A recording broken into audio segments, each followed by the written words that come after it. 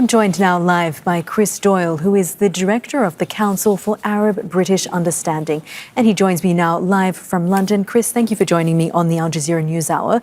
It's certainly not an insignificant amount of money, but given the sheer scale of devastation, perhaps this simply isn't enough.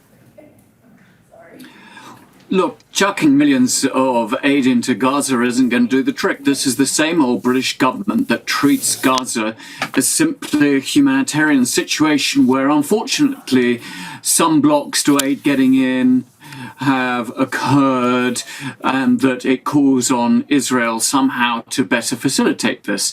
I mean, this is not a humanitarian crisis. It is a situation of acute atrocities, of war crimes, crimes against humanity, ethnic cleansing in the northern part of the Gaza Strip, and arguably genocide against a captive civilian population under Israeli military occupation. So the UK is trying to help feed the victims whilst at the same time arming the perpetrators, Israel, that are bombing them. We feed them before they get bombed. So it is nonsensical to have a policy that focuses solely on the provision of aid. And remember, there's huge amounts of aid sitting outside the Gaza Strip waiting to get in, but it can't. It's a political failure. And so Chris, the victims... You mentioned the aid that hasn't been able to get into Gaza because of Israel. And I'll read to you a quote from Annalise Dodds, who is the development minister, that Israel must immediately act to ensure unimpeded aid access to Gaza. It does seem to reflect the sentiment that you were just talking about, that there's this determination to give aid without calling for accountability. Precisely, and this was a message that I actually gave to the minister very directly in a recent meeting, saying that you have to hold Israel to account. In fact, the issue of access to aid is nowhere near as important as actually getting to stopping the bombing, stopping the atrocities, stopping this policy of starvation as a weapon of war. What's the point of supplying aid into Gaza if you do not condemn and do something about Israel bombing, for example, bakeries, or not allowing fuel in that could actually allow people to bake bread and hopefully live lives in a situation where, of course, the winter rains are coming in and so forth.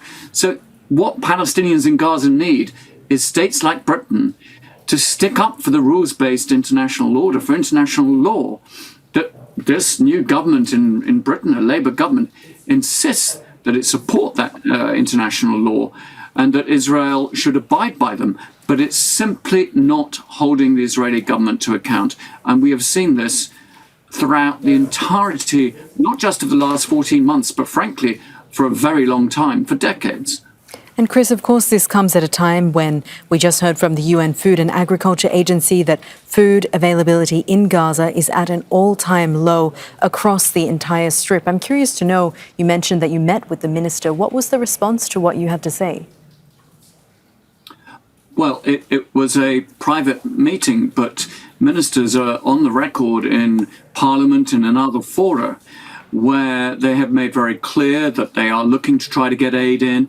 They do not accept criticizing Israel in terms of its violations of international law. So take the International Court of Justice. It issued provisional measures to prevent genocide. That was back in January, with additional provisional measures ordered since then. The British government has not said that Israel has to abide by those provisional measures. It has not responded as yet to Israel, to the International Court of Justice's advisory opinion, seminal advisory opinion, saying that the occupation, both of Gaza and the West Bank, is unlawful. It has said nothing on that.